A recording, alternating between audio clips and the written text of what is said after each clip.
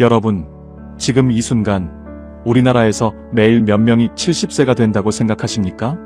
무려 21만 명입니다. 지금 이 순간에도 매일 21만 명의 한국인이 70세를 맞이하고 있습니다. 그런데 그 중에서 진짜 행복한 노년을 보내는 사람은 얼마나 될까요? 통계청 2025년 고령자 삶의 질 실태조사에 따르면 70세 이상 노인 중 자신의 삶에 매우 만족한다고 답한 사람은 전체의 11.3%에 불과합니다. 10명 중 9명은 뭔가 아쉽고 불안하고 허전하다는 말입니다. 그런데 여러분, 살다 보면 이런 사람 주변에 꼭 한 명씩 있지 않으세요? 나이는 나랑 비슷한데 뭔가 달라 보이는 사람. 특별히 돈이 많은 것도 아니고 자식이 대단한 것도 아닌데 만나고 나면 왠지 모르게 기분이 좋아지는 사람. 얼굴에 늘 옅은 웃음이 있고 말에 여유가 있고 오늘 점심 뭐 먹을까 고민하는 그 표정이 진짜 행복해 보이는 사람. 그 사람 보면서 한 번쯤 이런 생각 드신 적 없으세요? 저 사람은 뭐가 저렇게 편할까? 젊었을 때는 몰랐어요. 돈 많은 사람이 팔자 좋은 줄 알았고 자식 잘 된 사람이 팔자 좋은 줄 알았습니다. 그런데 70이 넘어보니까 진짜로 부러운 사람은 따로 있었습니다. 아침에 눈을 뜨면서 오늘 또 뭘 하나 설레는 사람. 혼자 있어도 심심하지 않은 사람. 자식한테 전화할 때 부탁이 아니라 그냥 보고 싶어서 전화하는 사람. 병원에 가도 주눅 들지 않고 식당에 혼자 들어가도 당당한 사람. 이런 사람이 70 넘어서 진짜 상팔자입니다. 오래 사는 것은 이제 선택의 문제가 아닙니다. 문제는 어떻게 사느냐입니다. 그런데 가만히 보면 이 상팔자 어르신들한테는 공통점이 있어요. 타고난 게 아닙니다. 어느 날 조용히 선택을 바꾼 사람들이에요. 그 결정이 나머지 삶 전체를 바꿔놓은 겁니다. 60세 이후라면 반드시 끝까지 보셔야 합니다. 노년에 진짜 팔자 좋은 사람들의 8가지 공통점. 나는 팔자가 좋은가? 나는 지금 잘 살고 있는가? 고민하시는 분들은 오늘 이야기를 끝까지 들어보세요. 이야기가 끝날 때쯤엔 여러분은 인생의 해답을 얻으시고 마음이 편해질 겁니다. 자, 중요한 이야기 지금부터 시작하겠습니다. 경상북도 안동에 사는 박정순 어르신은 올해 75입니다. 남편을 68배 먼저 보냈고 자녀 셋은 모두 서울에 있습니다. 주변에서는 다들 걱정을 했습니다. 혼자 남겨졌으니 얼마나 외롭겠냐고, 얼마나 힘들겠냐고. 그런데 박정순 어르신은 지금 동네에서 제일 바쁜 사람으로 통합니다. 아침마다 복지관 텃밭에 나가고 수요일엔 합창단 연습이 있고 목요일엔 동네 할머니 셋이 모여 뜨개질을 합니다. 만나는 사람마다 저분은 참 팔자 좋다고 합니다. 반면 같은 동네에 사는 이갑순 어르신은 73세 남편도 있고 자녀도 넷입니다. 그런데 아침마다 방 안에서 TV를 봅니다. 자식들이 자주 안 온다고 서운해하고 몸 어딘가 아프다는 말을 입에 달고 삽니다. 이웃들은 조용히 말합니다. 정순 씨는 상팔자고 갑순 씨는 참 안 됐다고. 두 사람의 차이는 재산이 아닙니다. 건강도 아닙니다. 자식 수도 아닙니다. 어느 날 어떤 선택을 했느냐입니다. 오늘 그 선택 8가지를 박정순 어르신과 이갑순 어르신 두 분의 하루를 따라가며 하나씩 보여드리겠습니다. 첫 번째 선택입니다. 상팔자 어르신들은 기대를 내려놓는 선택을 했습니다. 박정순 어르신의 아침은 6시 반에 시작됩니다. 창문을 열고 텃밭으로 나가는 길에 핀 찔레꽃을 보면서 오늘도 예쁘네 하고 중얼거립니다. 자식한테서 전화가 오면 반갑고 안 와도 서운하지 않습니다. 오래전에 이미 결심했기 때문입니다. 애들한테 바라는 걸 다 지웠더니 애들이 올 때마다 그냥 좋더라고요. 그게 다예요. 어르신은 그 말을 할 때 표정이 참 편안합니다. 억지로 참는 게 아닙니다. 진짜로 괜찮아진 사람의 얼굴입니다. 이갑순 어르신의 아침은 다릅니다. 눈을 뜨면서부터 딸한테 전화가 왔는지 확인합니다. 안 왔으면 서운하고 왔어도 짧으면 섭섭합니다. 하루가 시작되기도 전에 이미 마음이 상해 있습니다. 어제도 그랬고 오늘도 그렇습니다. 그 서운함이 하루 종일 어르신 얼굴에 남아 있습니다. 보건복지부 2025년 노인 정신건강 실태보고서에 따르면 70세 이상 우울증 환자의 68%가 관계에서의 실망을 주요 원인으로 꼽았습니다. 관계 자체가 문제가 아니라 그 관계에 걸었던 기대가 문제였다는 말입니다. 자식이 나쁜 게 아닙니다. 기대가 너무 컸던 겁니다. 기대를 내려놓는 것은 포기가 아닙니다. 내 감정을 남의 손에서 되찾아오는 일입니다. 내 하루의 주인이 다시 나 자신이 되는 일입니다. 쇼펜하우어는 이렇게 말했습니다. 우리를 괴롭히는 것은 현실이 아니라 현실이 마땅히 이래야 한다는 생각이다. 박정순 어르신은 그걸 철학책에서 배운 게 아니라 살면서 몸으로 터득했습니다. 어르신, 오늘 아침 눈 뜨면서 누군가한테 서운한 마음이 드셨습니까? 그 마음의 뿌리에 기대가 있지는 않습니까?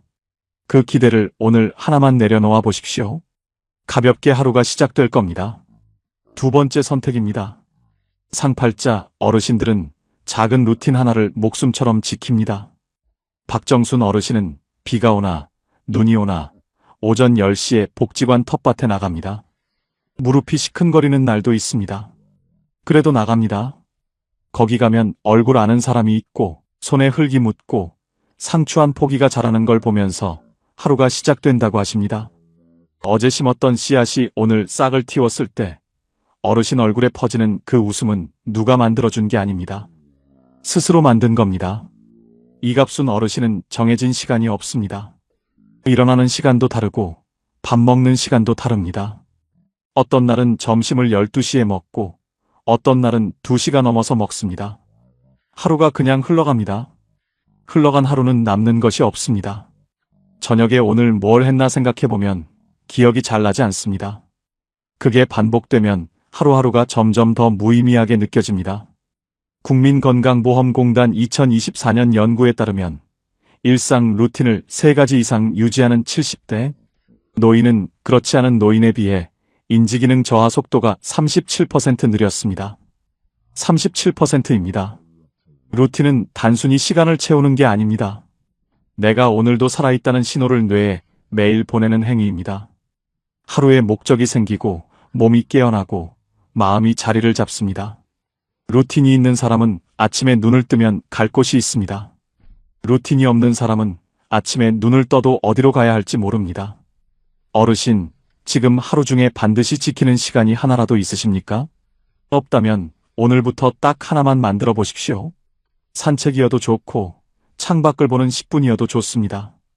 매일 같은 시간에 보리차 한 잔 끓이는 것도 충분합니다. 그 작은 닷 하나가 하루 전체를 붙잡아 줍니다. 세 번째 선택입니다. 상팔자 어르신들은 돈 걱정을 막연하게 두지 않고 구체적으로 해결했습니다. 박정순 어르신은 남편이 세상을 뜬 뒤 처음 6개월을 숫자와 씨름했습니다.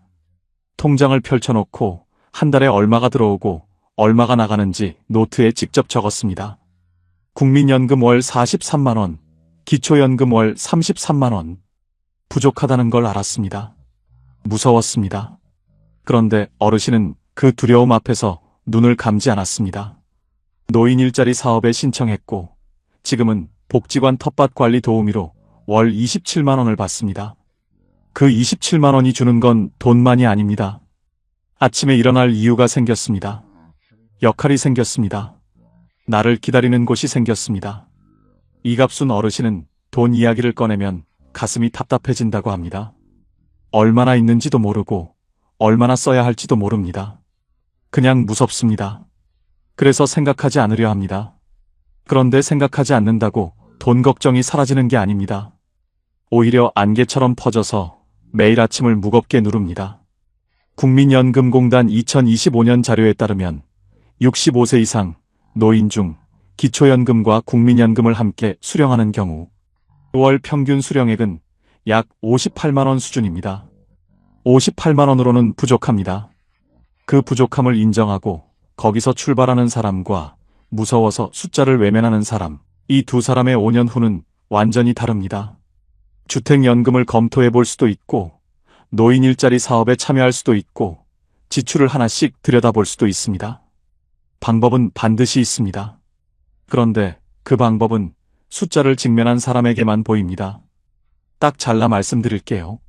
돈 걱정은 생각만 한다고 해결되지 않습니다. 숫자를 보고 적고 움직여야 해결됩니다. 네 번째 선택입니다. 상팔자 어르신들은 몸의 신호에 솔직하게 귀를 기울입니다. 박정순 어르신은 지난 가을 무릎이 이틀 연속 시큰거리자 바로 정형외과를 찾았습니다. 별거 아니었으면 어떡하나 창피할까봐 망설이지 않았습니다. 의사가 초기 관절염이라고 하면서 지금 관리하면 된다고 했습니다. 어르신은 그 길로 수중 걷기 운동을 시작했습니다. 지금 무릎은 오히려 작년보다 낫습니다. 어르신은 이렇게 말씀하십니다. 그때 바로 갔길 잘했어요. 조금만 더 버텼으면 큰일 날 뻔했죠. 이갑순 어르신은 무릎이 석 달째 아픕니다. 병원비가 겁나고 자식한테 짐이 될까봐 아니면 그냥 파스 붙이면 낫겠지 하는 마음에 버팁니다. 그런데 버티는 동안 무릎은 점점 더 나빠지고 있습니다. 이제는 계단을 오르기가 힘듭니다. 석 달 전에 병원을 갔더라면 훨씬 간단하게 해결됐을 일이 이제는 훨씬 더 복잡한 치료가 필요한 상황이 됐습니다.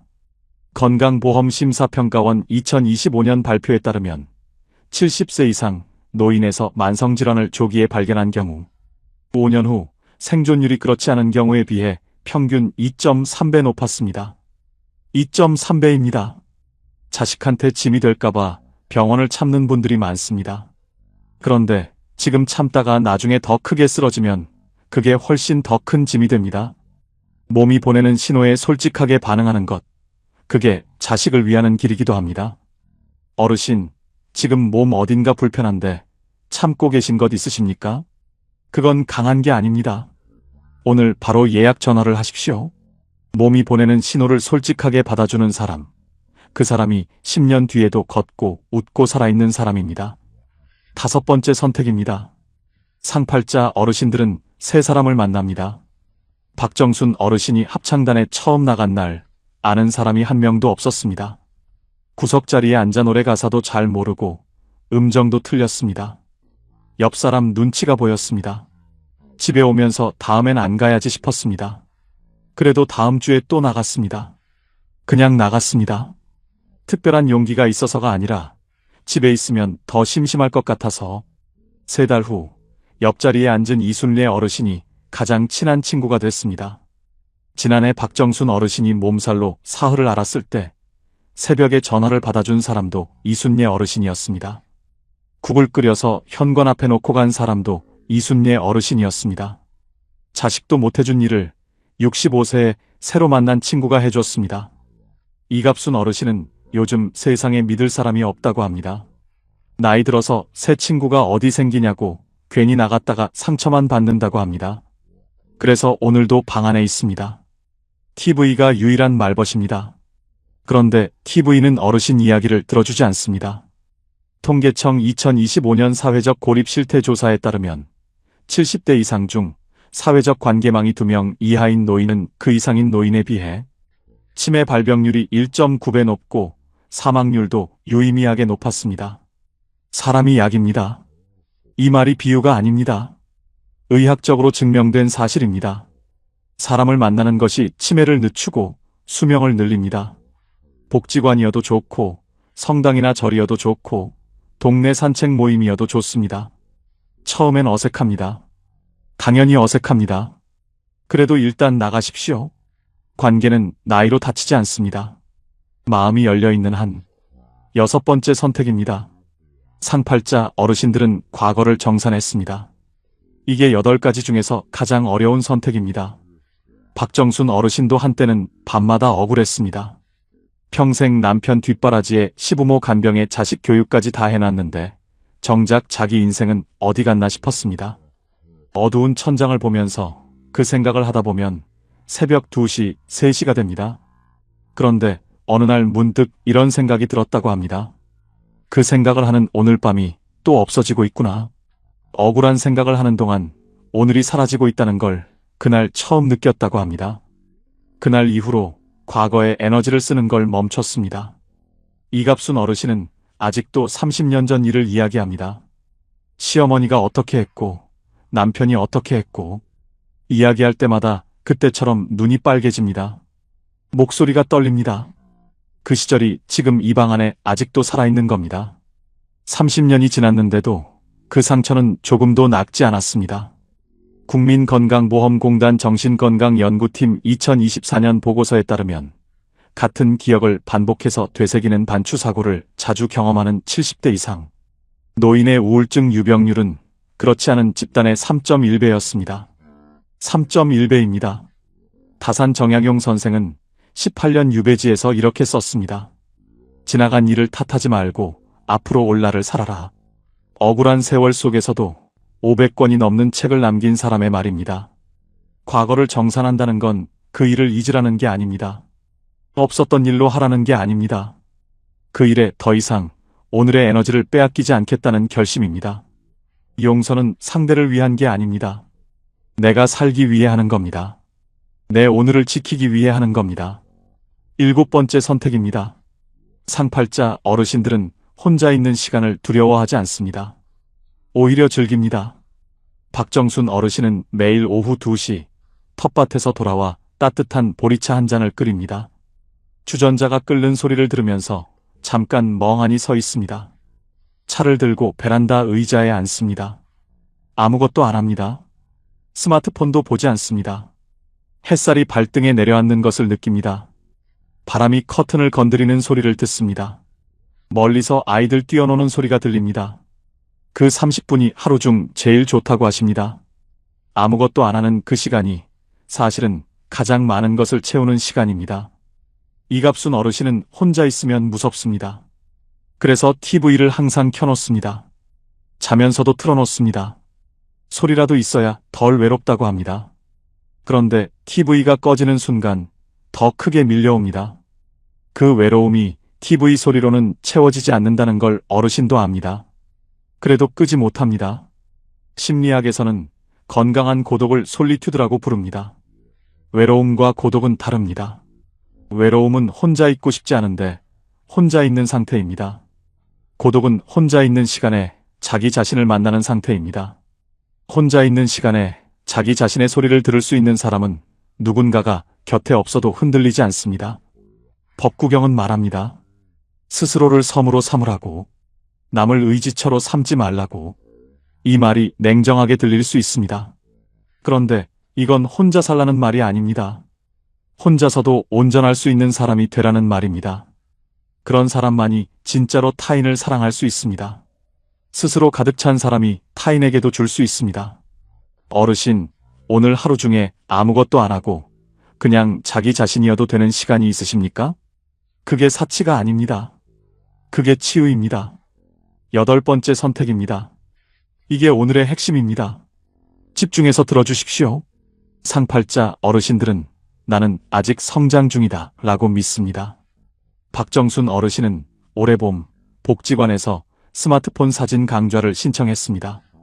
처음엔 손가락이 말을 안 들었습니다.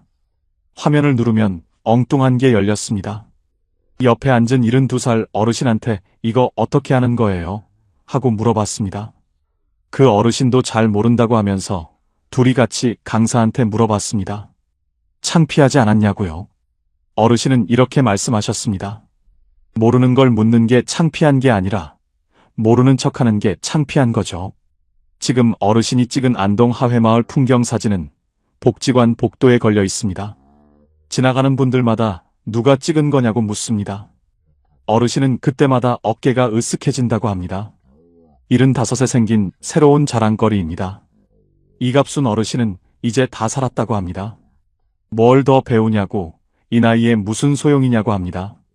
배워봤자 금방 잊어버린다고 합니다. 그런데 바로 그 생각이 노년을 가장 빠르게 늙히는 원인입니다. 배우지 않으니까 더 잘 잊어버리는 겁니다.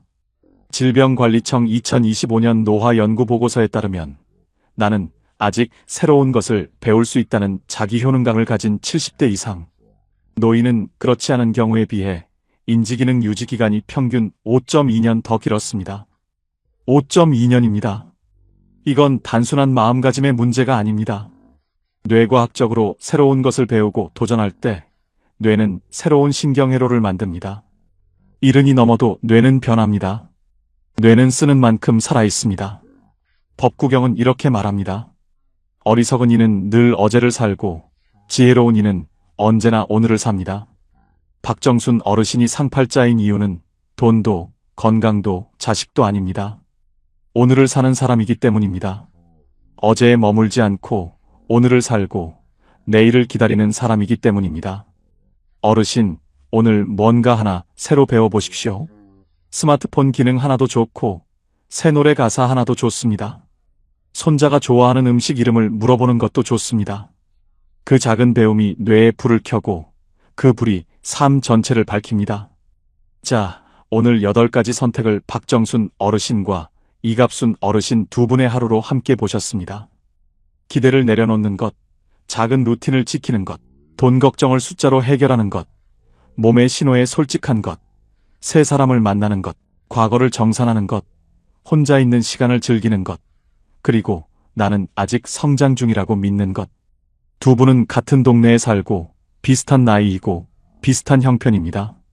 그런데 한 분은 매일 아침이 소풍이고 한 분은 매일 아침이 짐입니다. 차이는 단 하나 선택이었습니다. 오늘 8가지 중에서 딱 하나만 골라서 이번 주 안에 실천해 보십시오. 8개를 한꺼번에 다 하려고 하지 마십시오. 하나면 됩니다.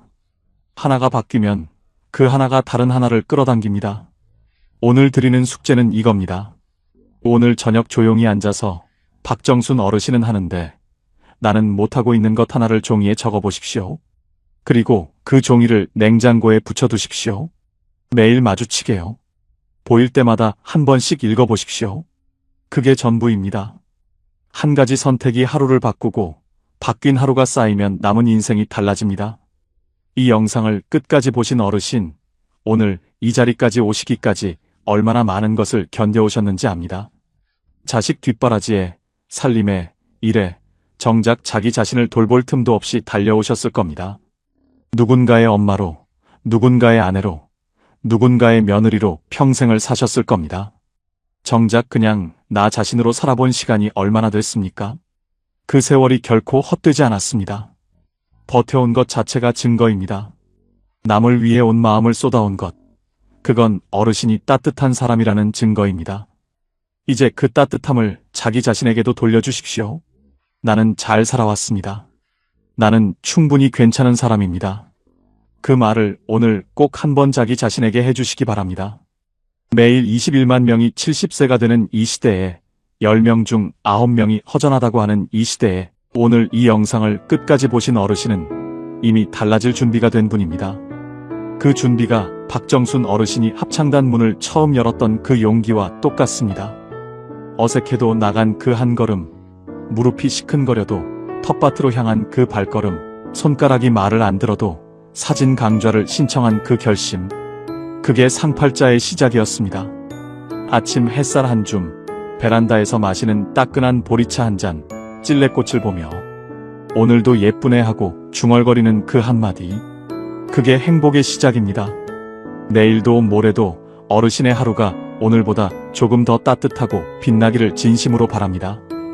오늘도 끝까지 함께 해주셔서 진심으로 감사드립니다. 지금까지 황금노후였습니다.